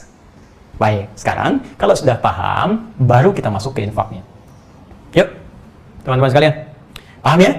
Jadi infak itu sifatnya materi. Kalau materi itu bisa hartanya, dalam bentuk pokoknya misalnya uangnya, bisa wujud kepada makanan, bisa wujud kepada pakaian, boleh. Silakan, yang kira-kira tadi bisa dimanfaatkan. Tapi yang sifatnya materi, zahir, jadi infak ilmu misalnya, itu bukan infak namanya, itu sedekah umum. Ya kullu ma'rufin, setiap kebaikan namanya ya sedekah, pemberian yang membenarkan keadaan iman kita. Tapi kalau kita wujudkan dalam bentuk infak, sifatnya materi, yang terasa, yang bisa dikonsumsi atau digunakan dalam keseharian. Jelas? Baik, nah sekarang kita masuk kepada turunannya. Kalau saya mau infak, kepada siapa infak itu diberikan? Ini dia. Sudah? Satu. Kemudian yang kedua, ini yang paling menarik. Apa yang Allah janjikan dari nilai pahala pada amalan infak ini? Nilai pahala pada amalan infak. Jadi kita bandingkan dengan pahala sholat misalnya, ya. Dan yang ketiga, ini yang paling indah. Ustadz katakan dari kata infak ini ada akar kata nafak, membangun terowongan sampai ketemu dengan Allah, sampai dapat anugerah spesial di surga. Surga seperti apa yang Allah janjikan bagi orang yang senang berinfak? Nah, awas, kita sedang tidak memberikan satu janji atau harapan, tapi kita sedang membuktikan. Hati-hati segala firman yang disampaikan Allah dalam Al-Quran. Dan ingat, saya katakan dari awal, pembahasan tafsir ini muaranya pada keyakinan, disebut dengan iman. Kita mukmin.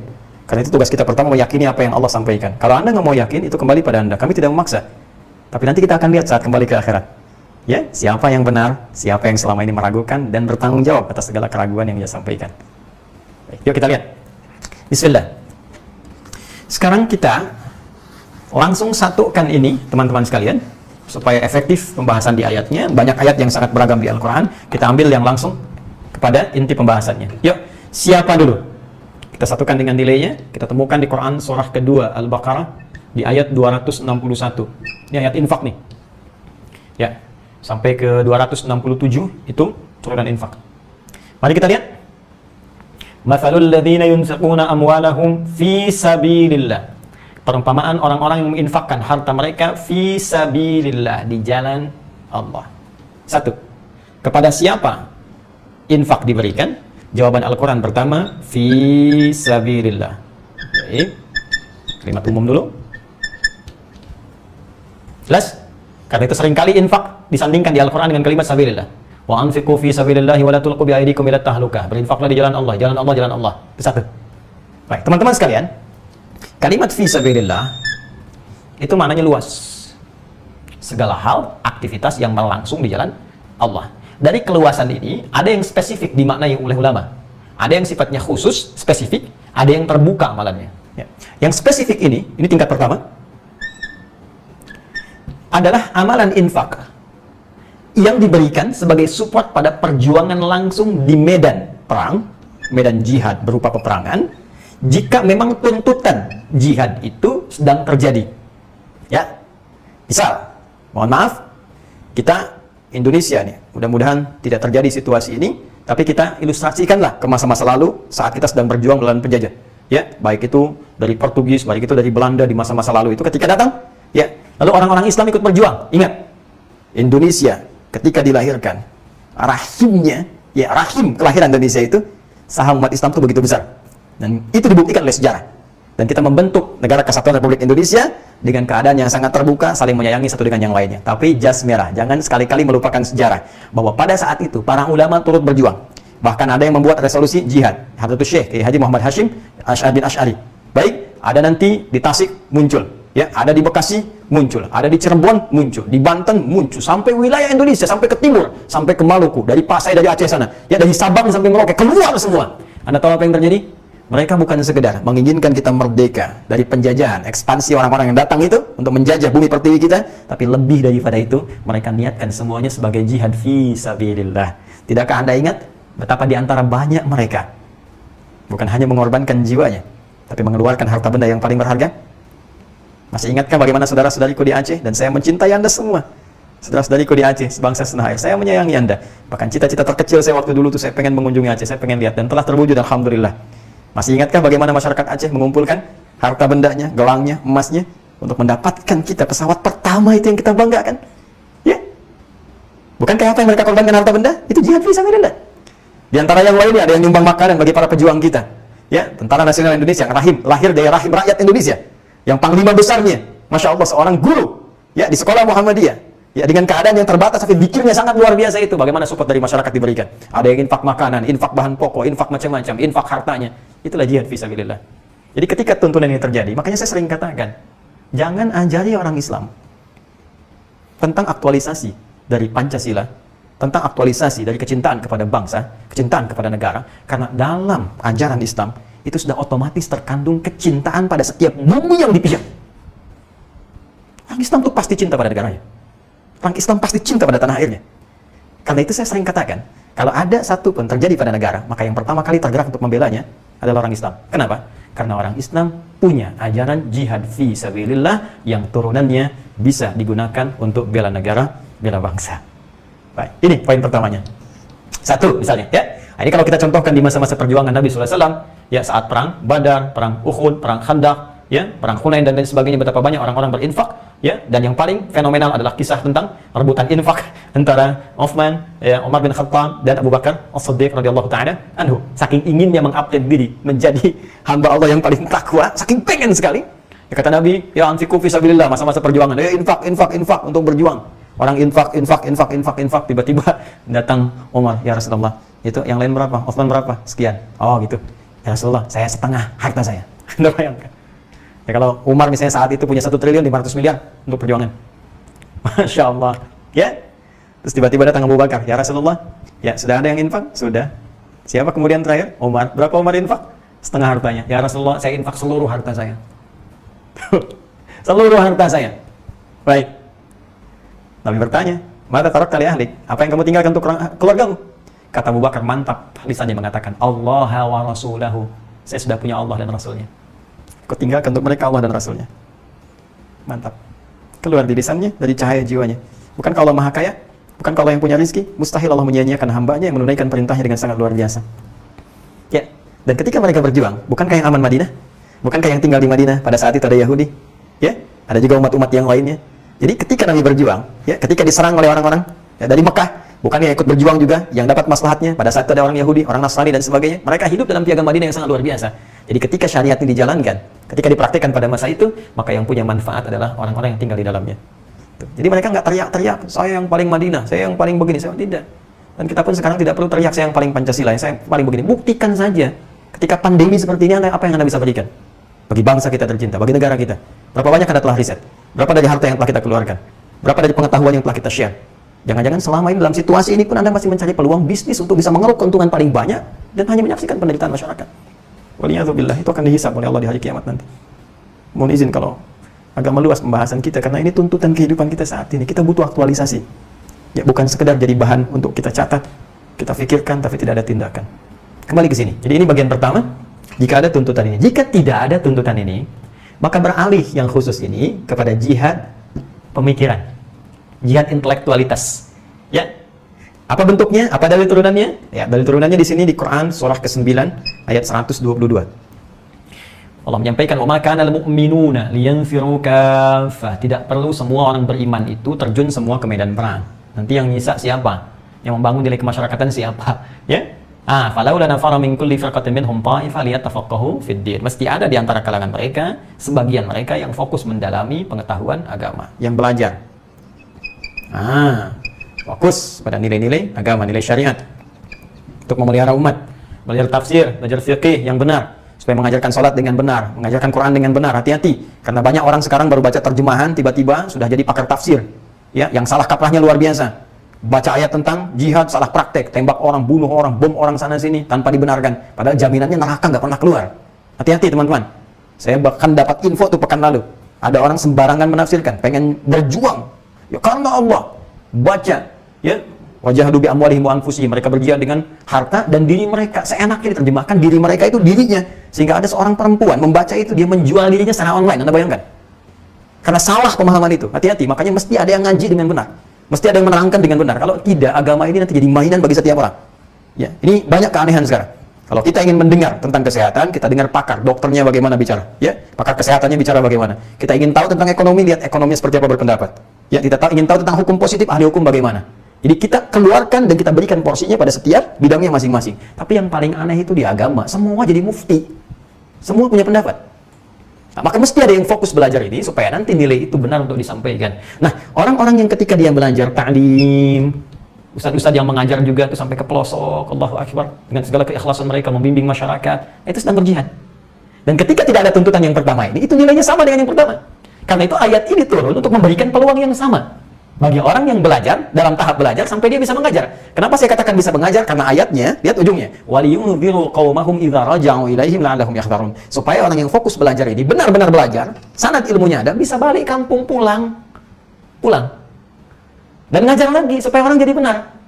Bahkan sekarang, ulama-ulama sekarang mengambil sebagian pendapat ulama-ulama di salaf masa lalu. Ya, ilmu agama itu luas, ad-din, ulumuddin itu luas. Ya, ada yang mencakup spesifik ilmu syariat, ini yang dimaksudkan secara khusus. Ada yang dimaksud ilmu umum. Karena ilmu umum pun syariatnya membantu bagaimana kita benar ibadah. Anda kalau nggak tahu astronomi misalnya, ilmu falak, bagaimana Anda bisa menentukan arah kiblat? Bagaimana bisa menetapkan awal Ramadan? Idul Fitri, Idul Adha. Kalau kita nggak tahu misalnya dasar-dasar fisika, bagaimana bisa mengukur sholat jamaah dan qashar? 3 farsah itu berapa kilometer? Apa rumus yang dipakai? Bahkan kalau nggak ngerti, jarak bisa berubah, bisa beda. Belajar fisika dasar, jarak S sama dengan V dikali T. Kecepatan dikalikan dengan waktu, jadi jarak. Kalau kecepatannya ditambahkan, S-nya dibagi T, ya jaraknya menjadi terpangkas sedikit, apakah masih berlaku hukum qashar di situ? Orang ke Semarang berangkat jam 12, orang ke Jakarta dari Bekasi berangkat jam 12. Yang ke Semarang pakai pesawat, yang dari Bekasi pakai beca. Macet, nyampe ke Jakarta sana dari Bekasi jam 6 sore. Sementara ke Semarang jam 1. Bagaimana bisa yang di Semarang di qashar sementara yang di sini harus tunaikan tepat waktu? Itu pikiran. 2 kulah itu volumenya berapa? Kalau nggak paham hukumnya, nggak ngerti, sulit. Maka dari situ ada yang memaknai secara luas. Belajar. Apa jenis infaknya? Kasih beasiswa. Beasiswa. Teman-teman dari ZIS tuh, Baznas, teman-teman sekalian. Ayo, kirim anak terbaik kita. Berangkatkan mereka ke Madinah, berangkatkan ke Al-Azhar, berangkatkan ke Ummul Qura, berangkatkan kuliah dakwah Islamiyah, berangkatkan ke Tunis, ke Maroko, berangkatin, pulang-pulang, kasih kontrak, pulang jadi mufti. Kayak MUI, belajar ilmu yang benar. Supaya ngasih fatwa itu bukan yang kaleng-kaleng. Yang nyocok-nyocokan satu dengan yang lainnya. Supaya berkualitas, diikat mereka. Kasih beban, kamu berangkat dengan infak warga negara Indonesia. Kamu berangkat atas nama bangsa, pulang jadi mufti, jangan tanggung. Bikin bangga seperti orang dulu, ulama kita memang levelnya ke situ. Rindu kita Syekh Ahmad Khatib Al-Minangkabawi, rindu kita Syekh Yasin Al-Fadangi, Syekh Nawawi Al-Bantani. Mana semua itu kita butuh saat ini. Berangkat. Termasuk yang di ilmu umum nih. Balik lagi. Bangun yang baik-baik. Belajar sana. Ada yang ke Jerman, ada yang ke Belanda, ya, ada yang ke Amerika. Silakan. Tapi sesuai ilmunya, jangan sampai belajar sholat ke Amerika. Ya pulang-pulang konslet. Semua agama sama, menuju pada Tuhan yang sama, cuman caranya beda-beda. Ya, Anda belajar apa di sana, Stephen? Ya, Anda belajar ya yang benar-benar saja lah. Ke sana, ke Jerman, belajar tentang misalnya aerodinamika. Pulang-pulang bikin pesawat, rancang yang bagus. Negara kita negara kepulauan, teman-teman sekalian. Yang paling efektif. Kalau kita nggak punya kapal terbang pun untuk keluar, kita gunakan di dalam saja. Anda bayangkan 13.677 pulau. Belum termasuk Pulau Gadung, Pulau Gebang. Itu kalau kita pakai domestik saja, berapa keuntungannya? Saya bayangkan nggak? Pernah riset nggak? Belajar ke Belanda tentang pengairan tuh. Kita kan negara maritim. Bayangkan 6 selat di dunia, 4-nya di Indonesia. Kita perkuat. Kasih beasiswa. Balik lagi. Bangun bangsa ini. Bangsa besar. Bangsa luar biasa. Bangsa dengan sumber daya yang sangat luar biasa. Bangsa yang sumber daya manusianya bahkan pintar-pintar. Jangan pernah merasa rendah jadi orang Indonesia. Mesti bangga. Saya katakan pada warga negara Indonesia, dimanapun Anda berada, termasuk yang terhubung, Anda berada di luar negeri. Tunjukkan kita bangsa hebat, bangsa besar, bangsa pintar. Saya beri contoh kepada Anda. Orang Indonesia itu diberikan dari satu saja, rezeki lisan, kemampuan lisannya, itu sangat fleksibel digunakan untuk belajar bahasa apapun. Orang Indonesia bicara bahasa Inggris, kayak orang Inggris. Where have you been? Yeah, what are you doing? Oh, mirip banget. Bicara bahasa Arab, kayak orang Arab. Kita halak ya, akhi. Wen masih, Masya Allah. Jadi bahasa apapun mirip. Ya kalau mungkin bicara di radio itu, nggak kelihatan orangnya. Orang akan menduga, ini orang ini, ini orang ini, ini orang itu. Nikmat. Dan kepintarannya luar biasa. Jadi syukuri, dibuktikan. Dan bagaimana support itu bisa dilakukan? Ini mekanismenya bangun. Ini karena itu, demi Allah saya katakan, ajaran Quran itu kalau dipraktekkan dengan benar, makmur kita. Makmur. Makanya banyak ajaran Quran itu kemudian dikutip, dibawa jadi nilai, dipraktekkan di kehidupan orang-orang bahkan di barat. Ada yang sampai ke timur jauh, sampai ke Jepang, sampai kemana. Itu nilainya itu kalau dilihat, itu semuanya itu sesuai. Ya, sesuai nilai-nilai kebaikannya. Karena memang historinya dulu begitu. Ketika maju Islam di Spanyol, banyak orang belajar, dibawalah nilainya ke sana. Walaupun mungkin sekarang tidak dikatakan itu diambil dari nilai-nilai keislaman. Tapi fair, sepanjang orang mau belajar silakan saja. Kalau mau menyalahkan, kembali kepada diri kita sendiri. Kenapa kita nggak riset dan kita amalkan? Tapi cukup mencari kesalahan tidak memberi solusi. Kebangkitan itu yang kita inginkan. Bangkit menjadi orang hebat, bangkit menjadi orang baik, bangkit imannya menjadi orang paling mulia di hadapan Allah Subhanahu wa Ta'ala. Jelas? Oke, nah ini yang khusus teman-teman. Ada yang umum. Nah, kalau yang khusus ini 2 suasananya. Kalau yang umum, infak secara umum.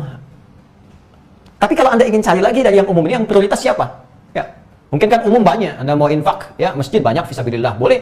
Ada taklim di masjid, buat bangun masjid. Ada kekurangan dana, silahkan. Di masa pandemi, ya ada yang kesulitan di pekerjaan, silahkan. Ya infak macam-macam dan seterusnya. Ini sangat luas sifatnya, terbuka. Nah, tapi dari yang luas itu ada 5 golongan yang paling diutamakan. Ya. Ingat nih, ini yang khusus, teman-teman sekalian, yang khusus. Terus yang umum, di antara yang umum, yang luas ingin kita berikan, ada 5 lagi yang paling diutamakan. 5 ini terkumpul di Quran, surah kedua, ayat 215. Ayat 215. Yas'alunaka madza yunfiqun. Mereka banyak bertanya kepada Muhammad SAW, Apa yang harus diinfakkan? Mereka bertanya tentang infak. Qul ma anfaqtum min khair. Katakan tadi, kalau mau infak, ambil dari yang baik-baik, yang terbaik. Lalu salurkan kepada siapa? Satu, lil walidain, orang tua. Satu untuk orang tua, lil walidain. Dua, wal aqrabin, kerabat terdekat. Kerabat dekat. Tiga, wal yatama, anak-anak yatim. Empat, wal masakin, orang-orang miskin. Ya.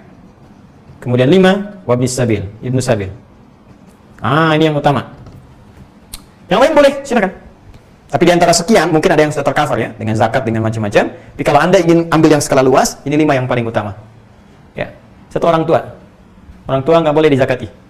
Ya, orang tua tidak boleh dizakati. Keterlaluan kalau zakati orang tua.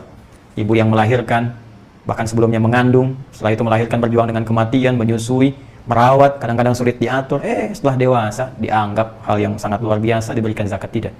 Orang tua infak. Infak itu infak anak kepada orang tua, itu bagian dari bakti yang luar biasa. Dan di antara hal yang sangat mengagumkan, puncak bakti anak kepada orang tua lewat harta itu, Allah akan balas dengan kemudahan yang sangat berlipat. Ini sudah janji. Karena itu banyak sahabat belajar dari keterangan Nabi, itu mengagungkan orang tua. Ketika ada berbagai problem, mereka diminta ya oleh Nabi, diteruskan oleh para sahabat untuk berbuat baik pada orang tua. Salah satunya dengan berinfak. Bahagia kan? Ya, walaupun mungkin baru sebagian makanan yang bisa kita antarkan. Kita beli buah, walaupun cuma 3 mangga, 1 kita berikan. Kita masak, ya. Atau pulsa mungkin bisa kita kirimkan. Orang tua mungkin ingin belajar online, ingin ikut talim juga, nggak ada pulsanya, antum yang isikan. Nanti saya yang isikan pulsanya. Dan mereka tidak menuntut banyak. Begitu datang, lisan mereka yang bersih itu, dengan hati yang luar biasa, jernih itu, maka kehusyuannya akan terpancar melalui kalimat lisannya, ya Allah, berikan berkah kepada anakku. Dan ketika orang tua tulus menyampaikan itu, bergetar arasy sampai kalimat itu dengan rahmat Allah yang telah Allah tetapkan. Orang tua. Ya, kalau bisa, ya orang tua nggak akan lihat jumlah lah. Walaupun tentu harus wajar. Ya, mas saya gaji 100 juta, infak cuma 1.000 ke orang tua, ya, ini keterlaluan juga. Tapi wajar sifatnya. Jadi bisa Anda kirimkan pulsa, bisa macam-macam. Tapi kalau Anda lihat orang tua saya kan kaya, Ustaz. Ya kaya kan tidak harus bentuk uang diberikannya. Anda bisa berikan bentuk hadiah, kasih misalnya iPhone yang terbaru, kan? Kasih misalnya apalagi iPad, kasih misalnya baju yang bagus, kasih misalnya kendaraan, kasih tahu mama, ini aku kirim kendaraan ya, masya Allah kan sudah ada yang kemarin, aku masih punya Lamborghini, enggak ini khusus Ferrari buat ke talim, misal, ya, itu, ya bahagiakan aja, khusus buat talim mah ya, nggak boleh dipakai ke pesta, nggak boleh dipakai ke nikahan, ini buat ke talim aja, misal, nggak apa-apa, bahagiakan, ya. Kerabat, teman-teman sekalian, kerabat ini bisa dua artinya, bisa kerabat dekat, tali kekeluargaan, ya ada adik, ada kakak, dia punya anak, ada macam-macam. Anda bisa infak, ya tidak harus dalam bentuk uang, bisa hadiah, kirim makanan, ya sekarang bisa online, Anda pesankan, kirim ke tempat dia, itu bisa masuk. Ya bisa diartikan juga kerabat itu yang dekat lingkungan Anda tinggal, ya dekat lingkungan Anda tinggal, itu butuh perhatian juga untuk membangun silaturahim di antara kita. Nah kemudian wal yatama, anak yatim. Yatim ini umum sifatnya, mau yatim dia punya, mau yatim juga dalam keadaan dia tidak mampu. Ada yatim fakir sekaligus, jadi yatim sekaligus fakir atau miskin. Nah ini bisa dapat zakat, bisa dapat infak, jelas ya? Tapi kalau dia yatimnya kaya, dia nggak dapat zakat, karena nggak masuk kualifikasi yang 8 itu, di Quran surah 9 ayat 60. Tapi dia berpeluang mendapatkan infak. Anda koleganya datang ke situ, lihat anak paman misalnya, kaya memang, harta peninggalannya 100 triliun misalnya kan. Nah, masa Anda mau ngasih 100.000 buat dia kan nggak mungkin. Ya, tapi Anda bisa hibur dia. Adik sayang, ini paman bawa Lego nih, Lego terbaru, kan? Atau beli mainan yang dia suka, beli mobil-mobilan, beli macam-macam, Anda berikan kepadanya. Dia senang, gitu ya? Boleh jadi demikian. Baik, kemudian miskin ini dapat tambahan dari infak, ya. Jadi kalau di zakat juga dia masuk. Ya kalau fakir dengan miskin itu berbeda. Fakir memang kesulitan untuk mencari satu aktivitas pekerjaan sehingga tidak bisa mensupport kehidupan dia dengan maksimal. Miskin umumnya dia punya pekerjaan tertentu tapi belum mencukupi kebutuhan dasarnya. Karena itu, karena ada usaha dari yang miskin ini untuk beraktivitas, ya, maka disupport dia selain dengan zakat dengan infak. Jelas. Diberikan bagian dari infak. Dan itu bisa skemanya tidak harus disuapi jadi nasi dan ikan, tidak. Bisa diberikan kail, kasih modal dia untuk beraktivitas, berusaha supaya bisa tough kembali. Hari ini dia menerima, besok dia memberi. Hari ini dia terima, besok dia kasih. Sehingga dia katakan terima, kasih, terima, kasih. Ya, Ibnu Sabil yang kesulitan di perjalanan. Ya. Ini banyak sekarang teman-teman sekalian. Ayo yang di Indonesia coba kontak, kita sinergikan. Teman-teman perwakilan ya di luar negeri kita, teman-teman yang perwakilan di luar negeri yang dikoordinasikan melalui kedutaan besar kita, ya dipantau oleh Kemlu. Kalau perlu kita bagi datanya, di mana warga kita supaya ringan. Karena belum tentu semua bisa ditanggung ya oleh negara. Walaupun negara punya kewajiban untuk mereka. Ya, tapi kalau kita bisa terlibat itu bisa lebih ringan. Lihat ya, di negara mana saja yang sekarang kesulitan. Ada yang mungkin terjebak di negara konflik, ya. Mungkin tidak semua bisa terbantu, kita cek, kita support dan sebagainya. Ya. Jadi itu yang bisa kita hadirkan dalam kehidupan. Saya mau tanya kepada Anda, di mana ajaran Islam yang tak baik? Di mana ajaran negatifnya? Di mana kerasnya? Di mana terornya? Tidak ada. Jadi memang tidak ada celah untuk menyoal bahwa Islam itu teror. Pemeluknya teroris. Ajarannya terorisme. Tidak ada. Coba lihat, ajarannya kasih, berbagi, sayang, membangun, kemajuan, kemakmuran, dan tidak memaksa. Silahkan cek. Memaksa itu dosa. Mau muslim, silahkan. Tidak, itu pilihan. La ikraha fid din. Indah. Tunjukkan pada saya, di kitab manapun, apakah ada ayat yang selaras dengan lakum dinukum waliyadin? Apakah ada ayat senafas ditemukan la ikraha fid din? Gak boleh paksa orang lain, gak boleh paksa dalam beragama. Silahkan Anda, berkeyakinan sesuai keyakinan Anda. Kami biarkan dengan nyaman menjalankan ajaran Islam. Kalau ingin tahu, silahkan. Kami berikan informasinya. Yakin? Silahkan berislam. Tidak pun, silahkan pikirkan untuk yakin dulu. Indah. Fadzakir innama anta mudzakir lasta 'alaihim bimusaitir. Nabi saja yang mulia, kata Allah, tugasmu mengingatkan, bukan memaksa. Engkau bukan pemaksa, engkau pengingat dengan penuh kelembutan. Jelas sampai sini? Jadi saya ingin mengingatkan kepada teman-teman yang belum kenal tentang Islam, silahkan berkenalan. Silahkan bertanya. Sehingga dengan informasi yang terkumpulkan itu, saya berikan data, Anda olah jadi informasi, dari situ akan jadi pengetahuan, knowledge, dan kita bisa belajar dengan lebih luas. Paham di sini? Baik. Dan Anda yang sudah masuk Islam, maka berislamlah dengan baik. Belajar dengan benar, cari referensi yang baik, dan buktikan nilai keislaman kita dengan sempurna sesuai kemampuan kita. Nah, kaitan infak ini, teman-teman sekalian, ada pahala yang telah Allah siapkan. Dan nilainya tidak biasa. Bahkan melampaui nilai pahala salat yang standar. Masih ingat? Amalan hati itu apa? Iman. Amalan fisik apa? Salat. Amalan hati kan semua orang bisa mengerjakan, karena nggak ada biaya keluar. Amalan fisik, sepanjang ada fisik, kita bisa menunaikannya. Tapi harta kan harus usaha dulu. Ya? Karena itu tidak semua orang bisa mengerjakan ini. Ketika tidak semua orang bisa mengerjakannya, maka pahalanya pun Allah bedakan dengan amalan sebelumnya. Orang yang bisa infak dilakukan karena Allah dan ikhlas dia kerjakan, maka nilai setiap satuannya. Teruskan di Quran surah kedua ayat 261. Perhatikan nilai setiap satuannya. Kamathali habbatin ambatat sab'a sanabil fi kulli sumbulatin mi'atu habba. Orang yang bisa berinfak di jalan Allah, ikhlas dia tunaikan setiap satuan yang dia keluarkan. Satu dia keluarkan, maka kalikan 7. Diapresiasi. Orang banyak bertanya, banyak tafsiran. Apa 7 ini? Sudah Allah yang memberikan pernyataan. Artinya 7. Ada yang mengartikan banyak, ada yang mengartikan ini apresiasi dari 7 hari dia beraktivitas. 7 hari dia bekerja. Dari pekerjaan itu melahirkan harta. Dari harta itu dia masih pengen infak. Makanya dikalikan setiap satu nilainya dari perjuangan dia itu. Tapi belum selesai, kali 100. 100 itu 10 kali lipat dari amalan fisik. Amalan fisik itu, sholat. Kalau dikerjakan sekali, pahalanya 10. Quran surah ke-6, ayat 160. Menja'abil hasanati falahu asyru amthaliha. Siapa yang mengerjakan satu perbuatan hasanah, nilainya 10. Sholat itu hasanah. Disebutkan di Quran surah ke-11, ayat 114. Aqimis sholata tarafain nahar wa zulafan minal lail innal hasanati yudhibnas sayyi'at. Sholat disebut hasanah. Sekali hasanah 10, sekali sholat nilainya 10. Infak, amalan harta. Dia memang sholat dan bekerja juga. Begitu dia dapatkan hartanya, dia infak, dia keluarkan. Diberikan 10 kali lipat dari amalan fisik biasa. Maka 10 kali 10, 100. Salah. Kalau ngajinya 1-2 kitab mungkin nggak sampai. Tapi kalau kita kaji kedalamannya, insya Allah kita dapatkan informasinya. Jadi, diapresiasi perjuangan dia dalam mencari harta itu. Ya, mungkin dia banting. Ya, bukan cuma banting tulang sakit itu kan. Banting keringat, banting waktu, banting perjuangan 7 kali dalam sehari, dia dapat 10 kali lipat dari amalan fisik, kali 100, maka nilainya 700 kali lipat. Bentuk pahala, jangan selalu diartikan balik. Diukur-ukur, infak 1000 pengen balik 700.000. Ya belum tentu nilainya dalam bentuk uang. Mungkin kesehatan, mungkin kebahagiaan, kalau sakit keluar uang 700.000, dirawat oleh Allah. Atau yang spesifik pahala nilainya. Jadi ngitungnya bukan begini, 1, 2, 3, 4, 5, 6, terus sampai 10 terlalu sedikit. Ya, kalau ngambil di hadis Muslim saja, orang yang ke masjid, baru masuk masjid, belum ngapa-ngapain, niatnya pengen ibadah 25, 1 kedua 500 tahun, 2 ketiga 500 tahun, ya, 3 keempat 500 tahun. Sekarang dapat pahala 700. Kalau kita kalikan dengan konsep dasar tadi berapa dapat banyaknya? Ini standar minimal. Standar minimal 700 kali lipat. Maksimalnya berapa? Teruskan, ayatnya belum selesai. Ini banyak di antara sebagian kawan hanya berhenti sampai di sini, belum selesai ayatnya, teman-teman. Penghujung ayatnya Allah berfirman, wallahu yudha'ifu liman yasha' wallahu wasi'un 'alim. Wallahu yudha'ifu liman yasha'. Dha'afa, ingat lihat ayatnya pakai alif. Yudha'ifu, ada yudha'ifu pakai tasydid, ada yudha'ifu, beda. Kalau pakai tasydid itu banyak, berlipat, tapi masih bisa dihitung. Ya, misal gini nih.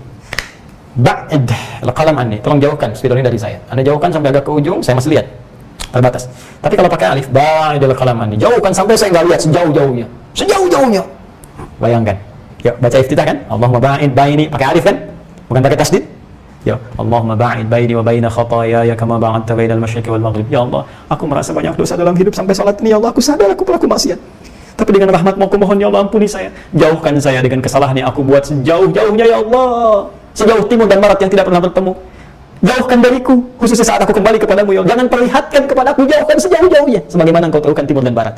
Karena nanti setiap berbuat baik ditampakkan, setiap berbuat buruk ditampakkan. May ya'mal mithqala dzarratin khairan yarah, wa may ya'mal mithqala dzarratin syarran yarah. Dia minta dijauhkan sejauh-jauhnya. Jadi banyak jauh tak nampak. Dalam konteks pahala, kalau pakai alif, yudha'ifu artinya banyak sebanyak-banyaknya di luar batas hitungan.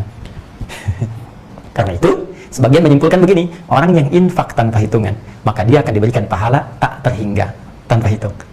Tapi orang yang berusaha menghitung amalannya, walaupun dibenarkan, maka ia akan diberikan sesuai hitungannya. Wallahu wasi'un, Allah maha luas pemberiannya, gak pernah bisa terukur. Alim, maha tahu siapa yang berinfak dengan ketulusan, dengan kriteria yang dimaksudkan. Oh, lihat ya, nilainya dapat, janji pahalanya sudah diberikan, yang ngasih janji Allah, statementnya jelas di Quran surah 3 ayat 9, innallaha la yukhliful mi'ad. Allah nggak mungkin mengingkari janji. Manusia beda. Kau yang berjanji, kau yang mengingkari. Kau yang memulai, kau yang mengakhiri. Allah tidak. Allah berjanji pasti menepati. Allah berjanji pasti menepati karena Dia yang memulai dan tidak pernah berakhir dalam seluruh aspek kehidupan ini. Masih ragu? Tidak boleh, karena la raiba fi. Tinggal, Ustadz, pahalanya banyak ini, bahkan di atas amalan fisik. Terus surganya kemana ini? Kan mesti spesial juga Ustadz, ya? Ini pahala luar biasa, masa surganya surga yang biasa? Di sini pentingnya kita menguraikan bagian yang terakhir. Surga apa yang disiapkan oleh Allah, seperti apa kenikmatannya bagi orang yang spesial, bukan hanya sholat, bukan hanya menjaga iman di hatinya, tapi juga bisa berinfak. Nah, informasi surga itu kita akan dapatkan di pertemuan berikutnya, insya Allah, ya. Supaya pelan-pelan dulu, terukur dengan baik, dan mudah untuk diamalkan dalam kehidupan kita. Izinkan saya, teman-teman sekalian, memberikan sebuah kesimpulan dari pembahasan malam ini. Allah memiliki rasa cinta yang dalam pada setiap hambanya. Kecintaan itu menjadikan Allah selalu menginginkan hambanya hidup bahagia, mudah mengalami setiap persoalan, mudah dalam mengatasi setiap problematika kehidupan, damai dalam kehidupannya, dan bisa mendapatkan segala keringanan dari aktivitas kehidupan yang dijalani, dapat pengetahuan berlimpah, sejahtera dalam kehidupannya. Dan semua itu Allah telah janjikan jika hambanya mampu menjadi pribadi yang bertakwa. Untuk menjadi takwa ini, Allah berikan petunjuk di Al-Quran, dan dijelaskan di dalam Al-Quran surah Al-Baqarah dari ayat kedua sampai kelimanya, bahwa menjadi takwa butuh instrumen. Yang pertama adalah kemampuan meningkatkan iman kita dengan dasar keyakinan kuat kepada Allah tanpa ragu, sehingga ukurannya terasa ketenangan dalam jiwa. Kedua, ada pembuktian dari keyakinan tadi dengan meningkatkan amalan fisik berupa sholat yang paling pokok, sehingga punya kecintaan kepada ibadah ini dan diwujudkan dengan tambahan berupa amalan sunnah. Kemudian yang ketiga, dia berusaha memaksimalkan potensi pemberian Allah dengan berinfak dari setiap harta yang Allah titipkan kepadanya. Maka ia keluarkan karena Allah Subhanahu wa Ta'ala, baik dalam konteks perjuangan fisik, dalam konteks perjuangan pikiran, atau dalam konteks muamalah yang lebih luas dalam kehidupan. Amalan ini mendapatkan balasan dari Allah dengan pemberian yang tidak biasa. Terkhusus infak, Allah akan gandakan sampai 700 kali lipat dengan balasan standar atau tak berhingga bagi hamba yang tidak pernah berhitung dalam infaknya. Demikian yang telah kita uraikan. Kabar gembira ingin saya sampaikan bahwa insya Allah dalam edisi kita yang saya minta, dan setelah COVID berakhir, mudah-mudahan kita bisa ta'lim lagi dan dengan segala petunjuk Allah Subhanahu wa Ta'ala. Allahumma taqabbal minna innaka antas samiul alim wa tub alaina innaka antat tawwabur rahim. Allimna ma jahilna, Allahumma ya Allah alimna ma yanfa'una fid dunya wal akhirah. Allahumma ij'alna min ahli al-Qur'an waj'al al-Qur'ana sahiban lana fid dunya wa syafi'an lana fil akhirati ya arhamar rahimin. Allahumma ij'al baqiyata hayatina hayatan thayyibah wa akhira hayatina husnul khatimah. Wa alhiqna ma'al ladzina an'amta 'alaihim minal nabiyyin was-siddiqin wasyuhada'i was-salihin wa hasuna 'ulaika rafiqa wa hasuna ulaika rafiqa wa hasuna ulaika rafiqa. Allahumma subhanakallahumma bihamdika asyhadu an la ilaha illa anta astaghfiruka wa atubu ilaik. Wa akhiru da'wana alhamdulillahi rabbil alamin wa sallallahu ala sayyidina Muhammad wa ala alihi wa sahbihi wa dhurriyyatihi wa ummatihi ila yaumiddin walhamdulillahi rabbil alamin. Wassalamu alaikum warahmatullahi wabarakatuh.